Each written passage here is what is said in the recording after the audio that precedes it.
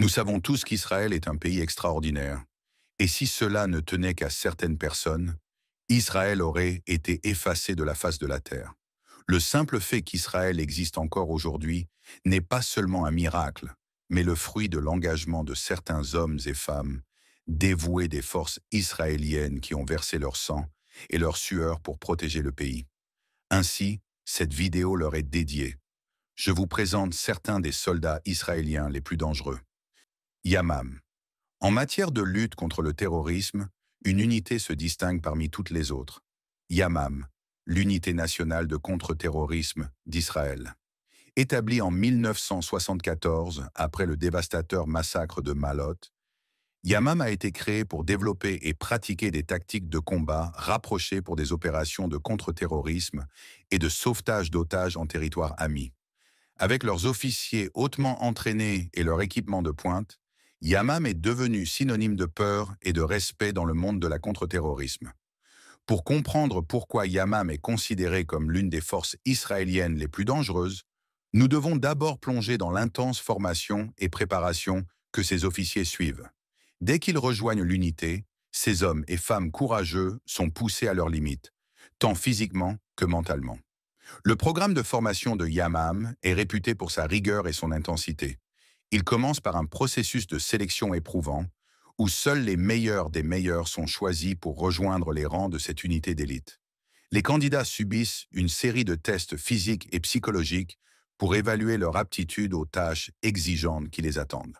Une fois sélectionnés, les officiers se lancent dans un parcours qui mettra à l'épreuve leur endurance, leur résilience et leurs compétences tactiques. Le cursus de formation couvre un large éventail de disciplines, y compris le tir, le combat rapproché, la conduite tactique et la collecte de renseignements. Chaque officier est formé pour être un spécialiste dans son domaine, perfectionnant ses compétences à la perfection. L'un des aspects clés de la formation de Yamam est son accent sur les tactiques de combat rapprochés. Les officiers apprennent à naviguer dans des espaces confinés, tels que des bâtiments et des véhicules, avec précision et rapidité. Ils s'exercent à des techniques de nettoyage de salles, des scénarios de sauvetage d'otages et des raids d'attaque offensive pour s'assurer qu'ils sont préparés à toute situation qu'ils pourraient rencontrer sur le terrain. Pour simuler des scénarios de la vie réelle, Yamam a construit une installation de formation à la pointe de la technologie qui reproduit divers environnements urbains. Cela permet aux officiers de s'entraîner dans des décors réalistes, complets avec des tirs simulés, des explosions et des situations d'otages. L'objectif est de créer un environnement qui reflète de près les défis qu'ils pourraient rencontrer lors d'opérations réelles. Mais il ne s'agit pas seulement d'une formation physique que suivent les officiers de Yamam. Ils reçoivent également une formation approfondie en collecte et analyse de renseignements. Cela leur permet de rassembler des informations cruciales sur des menaces potentielles, de planifier des opérations et de prendre des décisions en une fraction de seconde dans des situations de haute pression. La capacité à collecter et interpréter des renseignements est une compétence vitale qui distingue Yamam des autres unités. Tout au long de leur formation, les officiers sont constamment évalués et poussés à s'améliorer. Ils participent à des simulations réalistes et à des exercices de tir vivant où leurs compétences sont mises à l'épreuve sous l'œil vigilant d'instructeurs expérimentés. Les erreurs ne sont pas prises à la légère car les enjeux sont élevés dans le monde de la contre-terrorisme. Les officiers de Yamam doivent être capables de performer sans faille, même dans les situations les plus difficiles et chaotiques. Le programme de formation est conçu pour créer une équipe cohésive et hautement qualifiée. Les officiers apprennent à se faire confiance et à compter les uns sur les autres, formant des liens solides qui sont cruciaux pour le succès sur le terrain. Ils développent une compréhension approfondie des forces et des faiblesses de chacun, leur permettant de travailler ensemble de manière fluide pendant les opérations. Il est important de noter que la formation de Yamam n'est pas un événement ponctuel. C'est un processus continu qui se poursuit tout au long de la carrière d'un officier. Ils participent régulièrement à des cours de formation avancés, assistent à des séminaires et à des ateliers, et se tiennent au courant des dernières tactiques et technologies dans le domaine du contre-terrorisme. Cet engagement envers l'amélioration continue garantit que les officiers de Yamam sont toujours à la pointe de leur profession. L'une des opérations les plus significatives de l'histoire de Yamam a eu lieu pendant la deuxième Intifada, une période de violence et de troubles intenses en Israël. En 2006, Yamam a réussi à arrêter Ibrahim Hamed, un cerveau de bombe du Hamas responsable de plusieurs attaques contre des civils israéliens. Cette opération était le résultat d'une collecte de renseignements méticuleuse et d'une coordination avec le Shin Bet, l'agence de sécurité intérieure d'Israël. L'arrestation de Hamed a non seulement empêché d'autres attaques, mais a également porté un coup majeur à l'infrastructure terroriste du Hamas. En 2014, Yamam a une fois de plus démontré ses capacités lors de l'opération Breakwater. Cette opération a été lancée en réponse à l'enlèvement et au meurtre de 3 adolescents israéliens par des militants du Hamas. En collaboration avec le corps du génie de combat des forces de défense d'Israël, Yamam a mené une série d'opérations ciblées pour traquer et éliminer les auteurs. Leur précision et leur coordination ont assuré que la justice soit rendue pour les victimes et leurs familles. Les réalisations opérationnelles de Yamam n'ont pas passé inaperçues.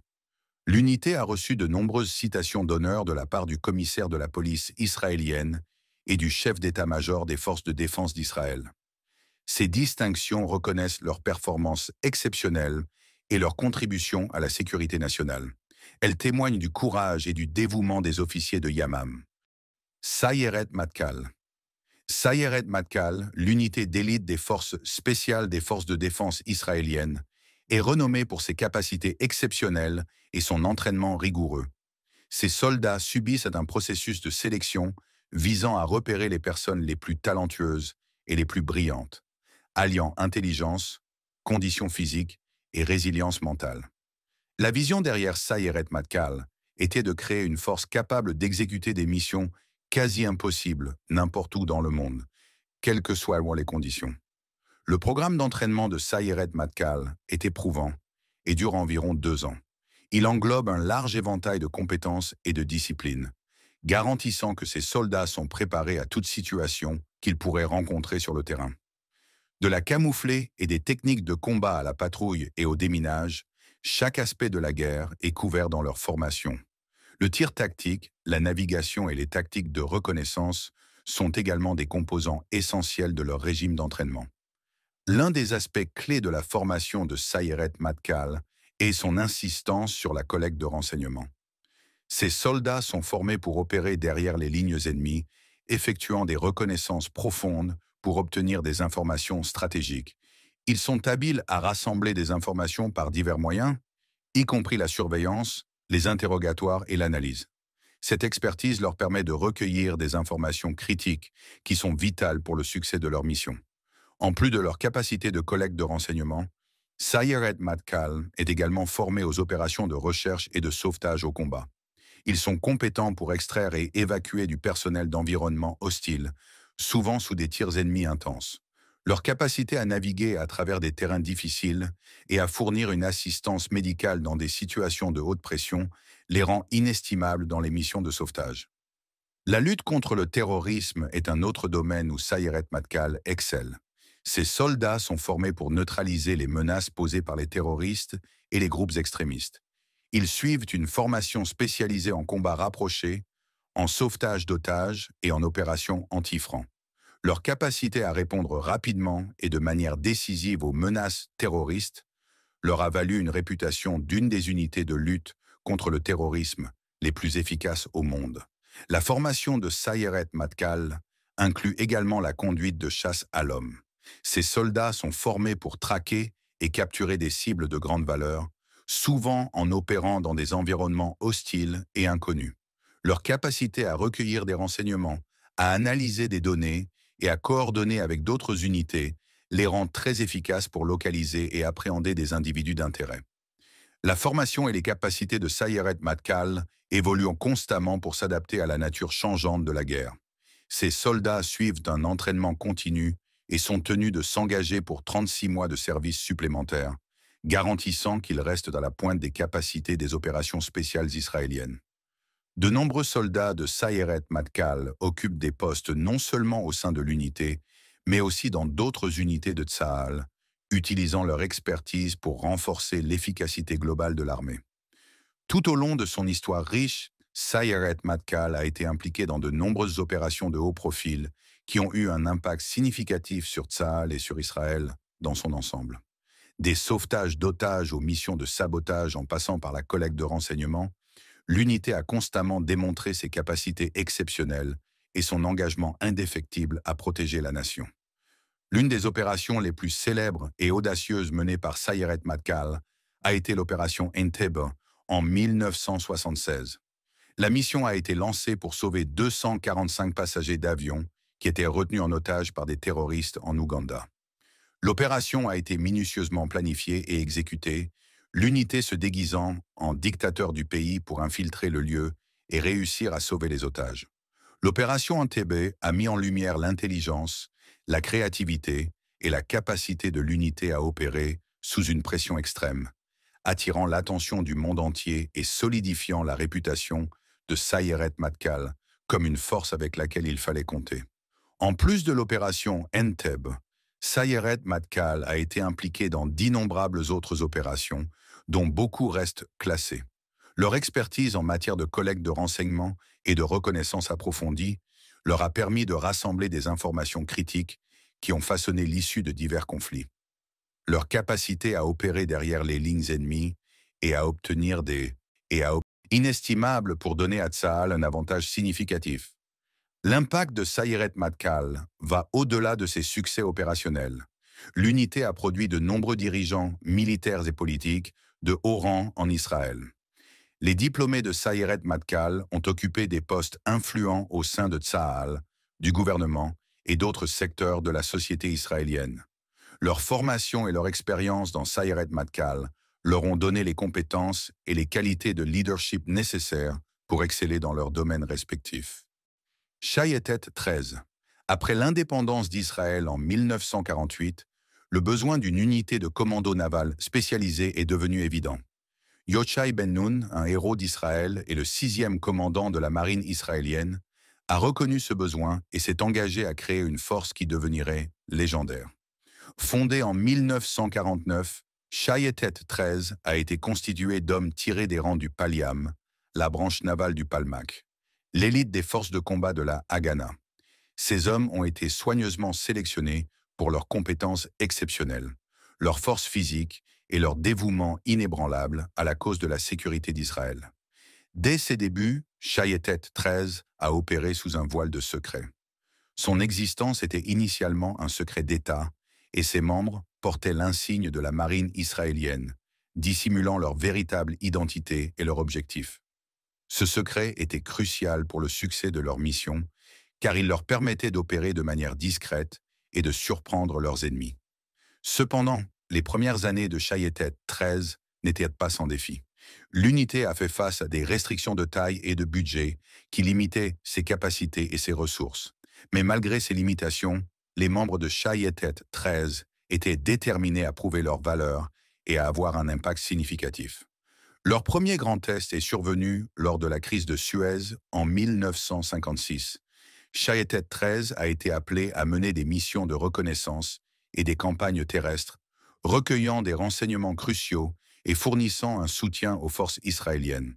Leur bravoure et leur ingéniosité face à l'adversité leur ont valu le respect de leurs camarades soldats et ont préparé le terrain pour leur future réussite. Alors que Shayetet 13 continuait à évoluer, ils cherchaient à améliorer leurs compétences et à apprendre des meilleurs. Ils ont entrepris un programme de formation avec les commandos marins français, réputés pour leur expertise dans la guerre amphibie.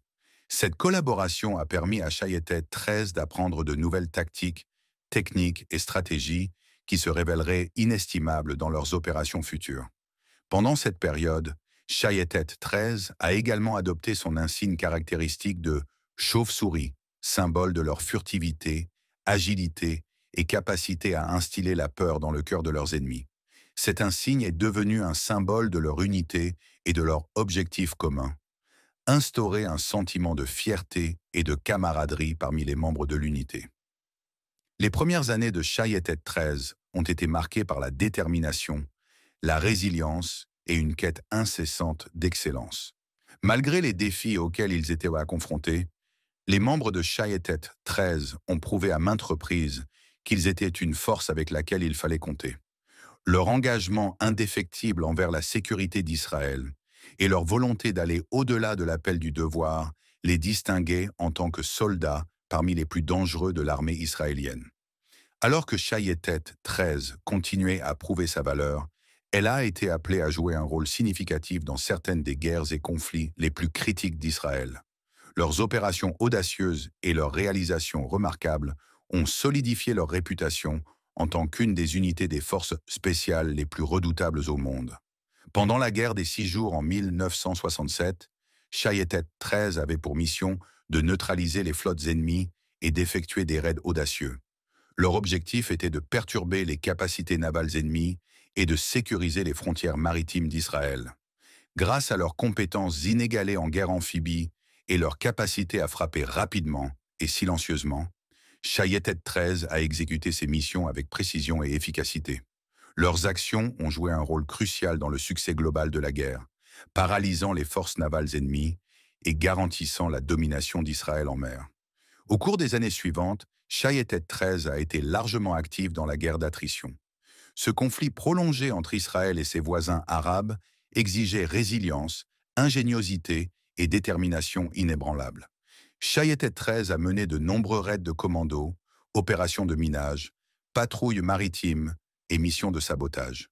Leur capacité à opérer dans des environnements hostiles, à recueillir des renseignements et à frapper au cœur des défenses ennemies faisait d'eux un atout indispensable pour l'armée israélienne. Pendant la guerre du Yom Kippour, en 1973, Shayetet 13 a une fois de plus prouvé sa valeur. Infiltrant les ports égyptiens sous le couvert de l'obscurité, ils ont neutralisé des navires ennemis et perturbé les lignes de ravitaillement ennemies.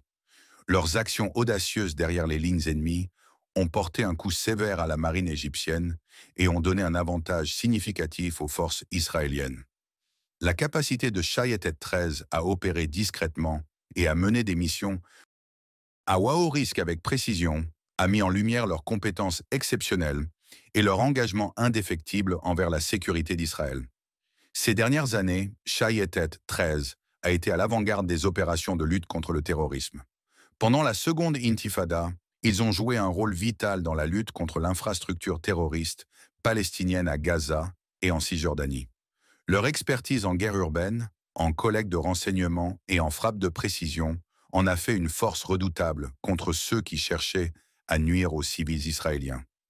Leurs actions ont sauvé d'innombrables vies et ont assuré la sécurité du peuple israélien. Unité égaux.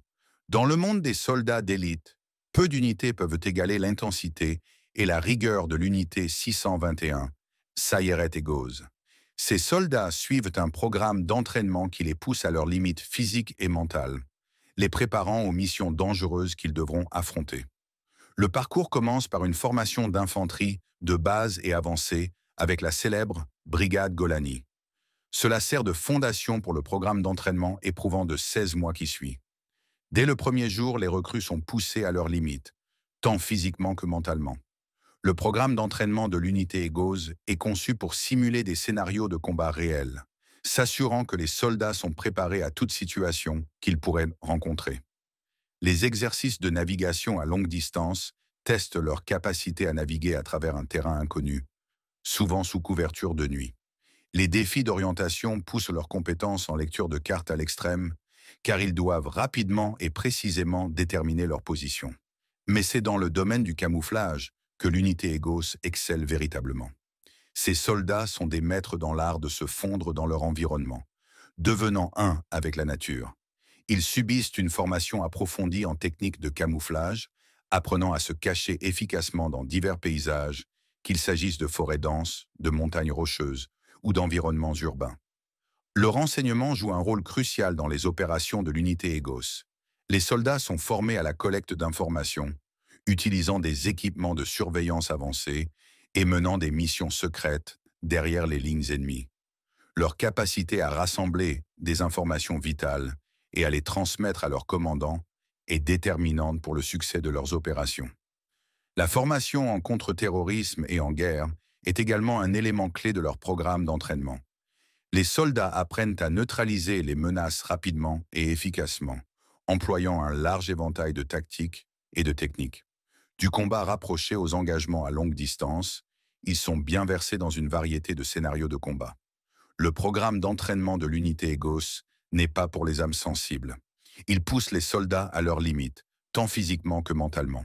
De nombreuses recrues ne parviennent pas à terminer cette formation éprouvante, entraînant un taux de désertion élevé. Seuls les meilleurs des meilleurs parviennent à obtenir le titre convoité d'opérateur des forces spéciales Ego. C'est ce régime d'entraînement implacable qui distingue l'unité Égos des autres unités militaires. Leur capacité à opérer en petites équipes, leur expertise en camouflage et leur dévouement indéfectible à leur mission en font les soldats israéliens les plus dangereux. Unité d'Uvdevan. Au cœur des forces de défense israéliennes se trouve une unité clandestine qui inspire la peur dans le cœur de ses ennemis. Ce sont les soldats israéliens les plus dangereux, connus pour leurs compétences inégalées et leur détermination sans faille. Rencontrez les membres de l'unité 217, également connue sous le nom de Duvdevan, une unité de la brigade commando. Ces soldats d'élite se spécialisent dans les opérations sous couverture, dans les zones urbaines, se fondant parfaitement dans la population arabe locale, en portant des vêtements civils. Équipés d'une formation approfondie en contre-surveillance humaine et mécanique, ils exécutent des missions à haut risque et complexes, y compris des exécutions ciblées de militants et d'autres opérations clandestines dans les régions arabes. Établie en juin 1986, l'unité 217 a été à l'avant-garde de la sécurisation de la Cisjordanie, en particulier dans ces zones urbaines densément peuplées. Rejoignez-nous alors que nous plongeons dans le monde étonnant de ces guerriers redoutables et découvrons la vérité choquante derrière leur réputation inégalée. À la fin des années 1980, alors que les tensions augmentaient en Cisjordanie, les forces de défense israéliennes ont reconnu la nécessité d'une unité spécialisée pour lutter contre la menace croissante du terrorisme dans les zones urbaines. Ainsi, l'unité 217, célèbre sous le nom de Duvdevan, est née. Cette force d'élite a été soigneusement sélectionnée parmi les rangs de la brigade des parachutistes, subissant une formation rigoureuse pour devenir les soldats les plus mortels de l'armée israélienne. L'approche unique de Duvdevan en matière de guerre les distingue de toute autre unité. Leurs opérateurs, connus sous le nom de M. Aravim, sont des experts pour se fondre parfaitement dans la population arabe locale. Ils portent des vêtements civils, adoptent les manières et le langage des habitants et infiltrent le territoire ennemi sans être détectés. Cette stratégie secrète leur permet de rassembler des renseignements cruciaux, de frapper avec précision et de disparaître sans laisse de traces. L'une des caractéristiques déterminantes des Duvdevan est leur maîtrise de la contre-surveillance humaine et mécanique. Ces soldats sont formés pour détecter et neutraliser toute menace, qu'il s'agisse d'agents ennemis ou de systèmes de surveillance avancés. Leur capacité à naviguer dans des environnements urbains complexes en utilisant leur environnement à leur avantage est sans pareil. Au fil des ans, Duvdevan a été impliqué dans de nombreuses opérations de haut niveau, y compris des exécutions ciblées de militants et l'arrestation de terroristes dangereux. Leur taux de réussite est étonnant, et leurs actions ont sauvé d'innombrables vies. Pendant la vague de violence de 2015 à 2016, Duvdevan a joué un rôle déterminant dans les arrestations de plusieurs tueurs notoires, les traduisant en justice et rétablissant un sentiment de sécurité dans la région. L'unité 217 opère sous l'égide de la brigade commando Oz 89, une force renommée pour ses capacités exceptionnelles. Les opérateurs de Duvdevan subissent une formation éprouvante, perfectionnant leurs compétences en tir, en combat rapproché et en collecte de renseignements. Ils sont équipés d'un vaste arsenal d'armes et d'équipements, y compris des pistolets, des fusils de sniper, des carabines, des fusils à pompe, des mitrailleuses, des lance-roquettes, des lance-grenades et des couteaux de combat. Leur arsenal est un témoignage de leur préparation à toute situation qu'ils pourraient rencontrer. Il est important de noter que les opérations de Duvdevan sont menées avec le plus grand respect des droits de l'homme et du droit international.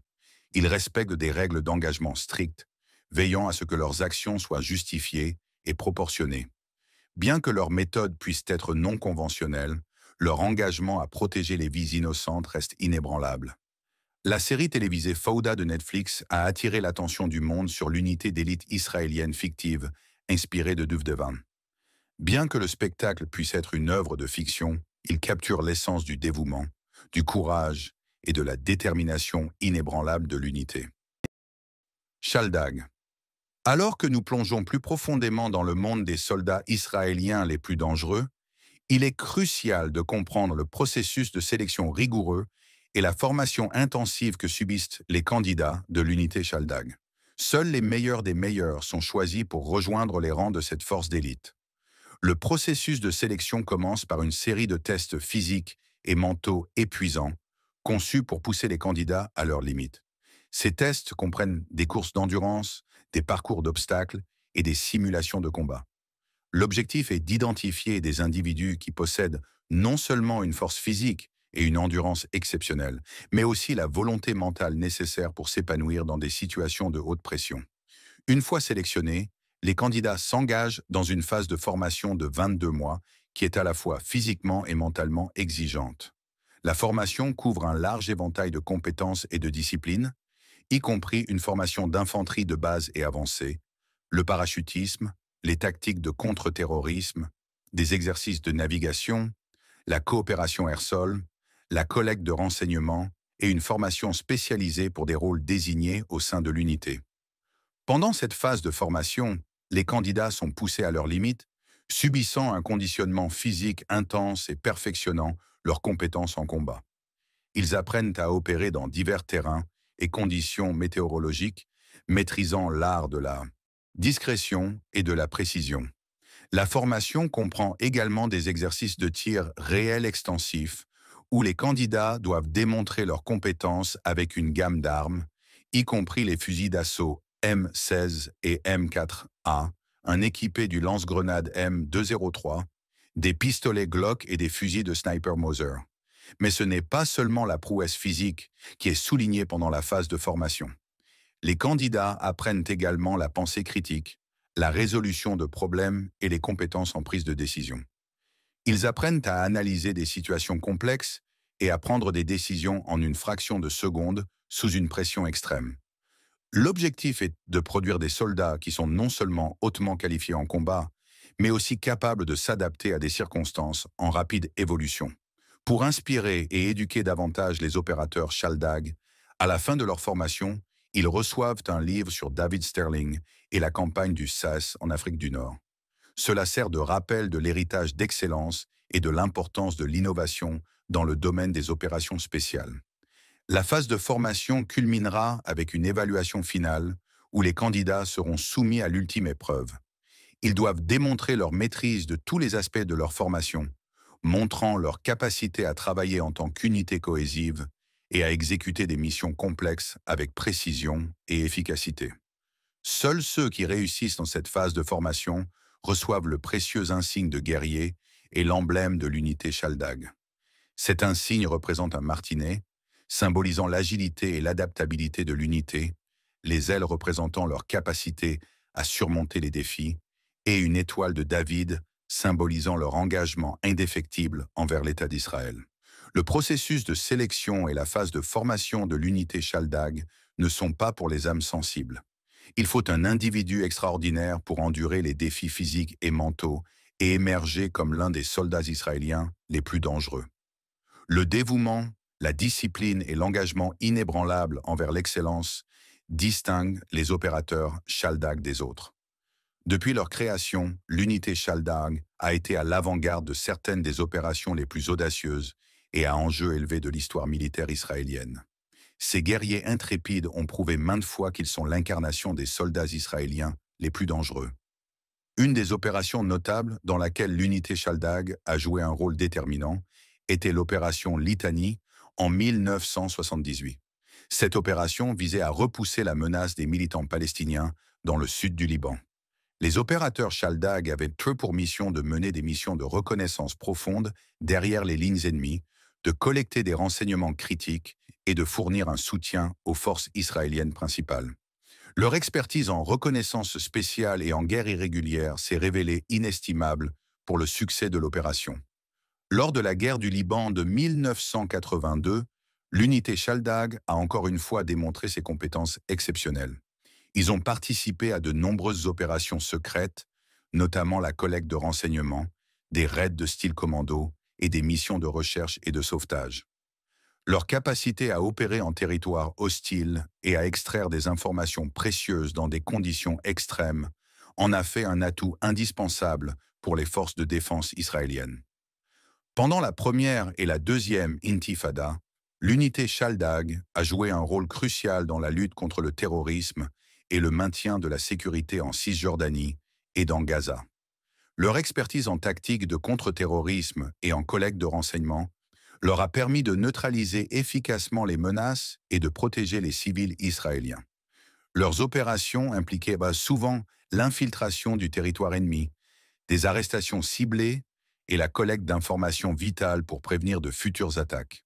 Dans le conflit du Liban Sud, l'unité Shaldag a été instrumentale pour maintenir le contrôle israélien sur la zone de sécurité. Ils ont effectué des patrouilles régulières, mené des opérations de combat contre les militants du Hezbollah et apporté un soutien aux autres forces israéliennes opérant dans la région. Leur présence et leurs actions ont servi de moyen de dissuasion contre d'éventuelles menaces et assuré la sécurité des soldats et des civils israéliens. Maglan. Dans l'immense paysage des forces de défense israéliennes, il existe une unité qui se distingue des autres. Une unité qui a acquis une réputation pour ses opérations audacieuses, son engagement indéfectible et sa capacité à instiller la peur dans le cœur de ses ennemis. Voici l'histoire de Maglan, les soldats israéliens les plus dangereux. Maglan est né en 1986, produit d'un paysage de guerre en constante évolution. Alors que les conflits devenaient de plus en plus complexes et que les ennemis devenaient plus insaisissables, le besoin d'une unité spécialisée capable d'opérer derrière les lignes ennemies et profondément en territoire hostile est devenu évident. Ainsi, Maglan a été formé, devenant une partie intégrante de la brigade commando des FDID. Le nom Maglan a une signification plus profonde, symbolisant la capacité de l'unité à s'adapter et à prospérer dans n'importe quelle situation. Tout comme l'ibis, un oiseau connu pour sa polyvalence et son ingéniosité, les soldats de Maglan possèdent-ils les compétences et l'état d'esprit nécessaires pour surmonter n'importe quel obstacle. Dès le départ, ils étaient destinés à la grandeur. Les missions de Maglan sont hautement classifiées, connues seulement de quelques élus. Leurs opérations les ont conduits sur les lignes de front de certains des conflits les plus intenses de l'histoire récente. Du conflit du Liban Sud à la seconde Intifada, de la guerre de Liban de 2006 à l'opération Bordure protective, les soldats de Maglan ont été en première ligne, affrontant le danger de front. Mais qu'est-ce qui distingue Maglan des autres unités? Qu'est-ce qui les rend les soldats israéliens les plus dangereux? C'est leur formation inégalée, leur dévouement et leur capacité à s'adapter à n'importe quelle situation. Le programme de formation de Maglan est considéré comme l'un des plus difficiles des FDID durant 18 mois éprouvants. Les recrues qui aspirent à devenir soldats de Maglan doivent d'abord suivre une formation de base et avancer en infanterie au sein de la brigade des parachutistes. Cette phase affine leurs compétences physiques et de combat, les préparant pour le chemin ardu qui les attend. Mais ce n'est que le début. Une fois qu'ils ont terminé leur formation au sein de la brigade des parachutistes, les recrues sont sélectionnés pour continuer leur parcours à la base de Maglan. Là, ils sont soumis à une série de tests et d'évaluations rigoureux pour déterminer leur aptitude à l'unité. Seuls les meilleurs des meilleurs réussissent. À la base de Maglan, les recrues sont plongées dans un monde de formation spécialisée. Elles apprennent l'art de la navigation, perfectionnant leurs compétences sur le terrain pour s'assurer qu'elles peuvent se déplacer sans être détectées à travers le territoire ennemi.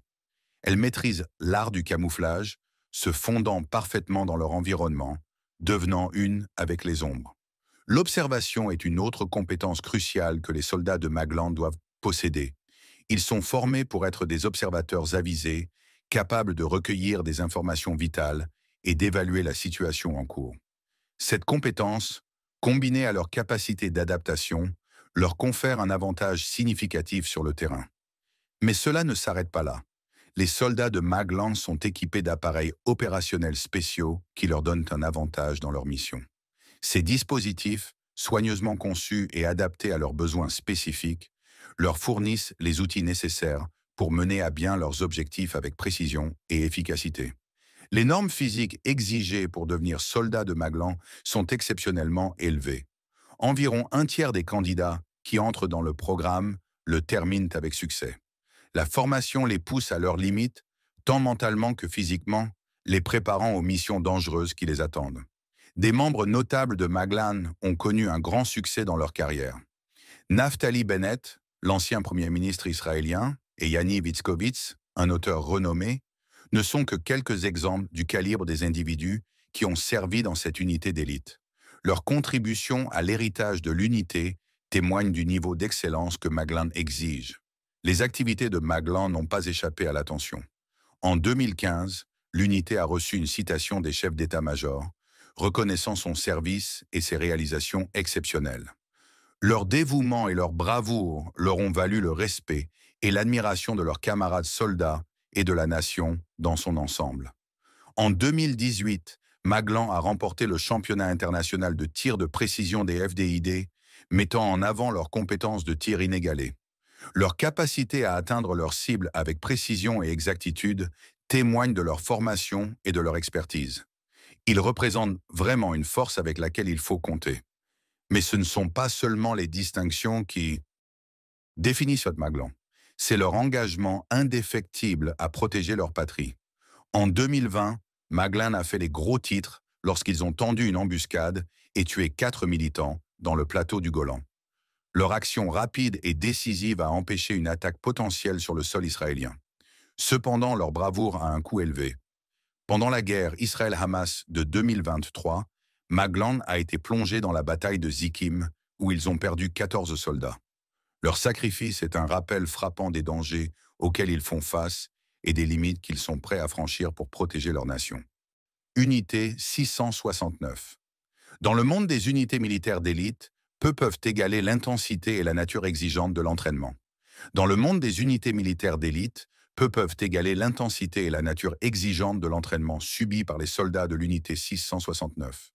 Pour devenir les soldats israéliens les plus dangereux, ces hommes et femmes courageux doivent endurer un processus de sélection éprouvant et un programme d'entraînement de 18 mois qui les pousse à leurs limites physiques et mentales.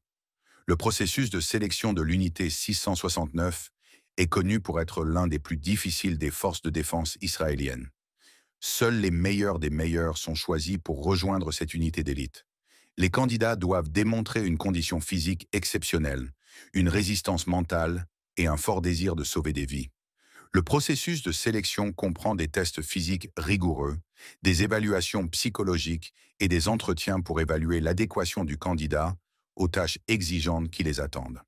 Une fois sélectionnés, les soldats de l'unité 669 entament un programme d'entraînement conçu pour les façonner en guerriers polyvalents et hautement qualifiés. L'entraînement est divisé en plusieurs phases, chacune axée sur différents aspects du combat, des opérations de sauvetage et des compétences médicales. La première phase de l'entraînement est la formation de base au combat, où les soldats apprennent les fondamentaux du combat, y compris le tir, le mouvement tactique et le combat rapproché. Cette phase comprend également un conditionnement physique pour s'assurer que les soldats sont en condition physique maximale. Après avoir terminé la formation de base au combat, les soldats passent à la phase de formation avancée au combat. Ici, ils subissent un entraînement spécialisé dans des techniques de combat avancées telles que la guerre urbaine, les opérations de contre-terrorisme et le sauvetage d'otages. Les soldats reçoivent également une formation sur des compétences médicales avancées, y compris les soins au traumatisme et les procédures médicales d'urgence. La phase suivante de l'entraînement est la formation aux opérations héliportées. L'unité 669 se spécialisant dans les opérations héliportées.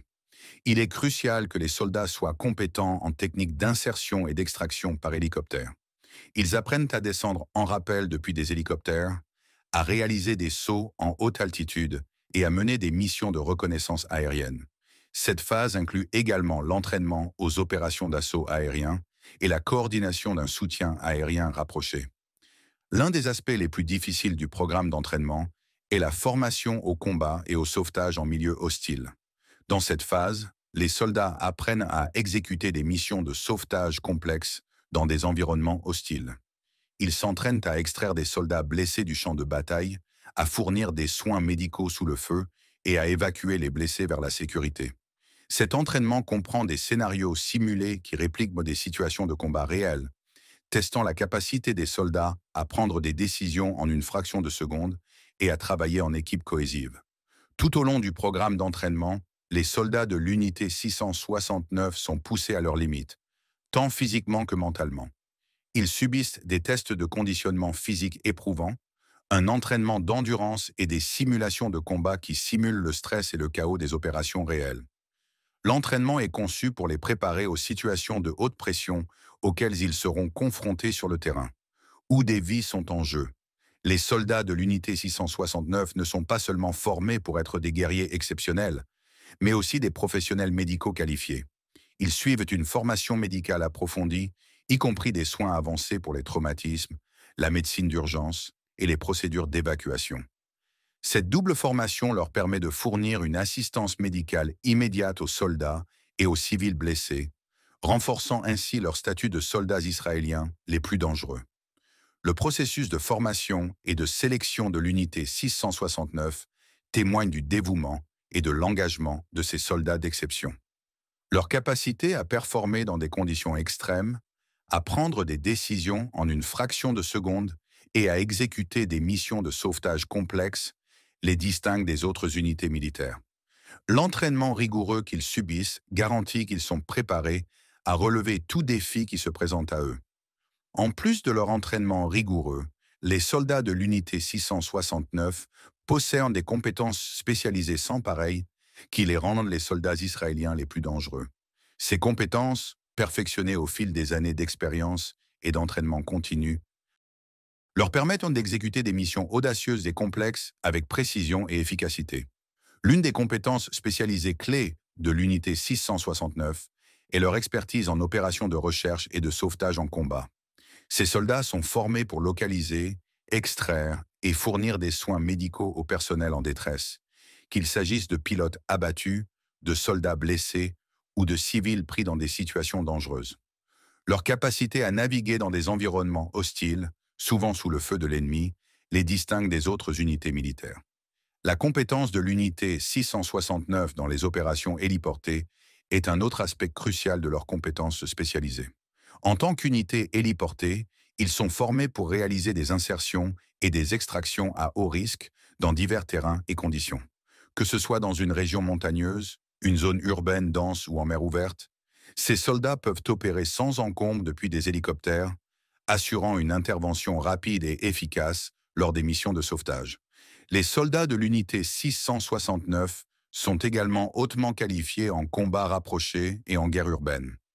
Ils suivent une formation approfondie pour nettoyer des bâtiments, des tactiques de pièce en pièce et des scénarios de sauvetage d'otages. Cette expertise leur permet de naviguer dans des environnements urbains complexes, de neutraliser des menaces et d'extraire en toute sécurité des otages ou des personnes blessées. Puisque vous êtes encore ici, vous devez avoir apprécié la vidéo. Pour regarder plus de vidéos comme celle-ci, cliquez sur les cartes à l'écran.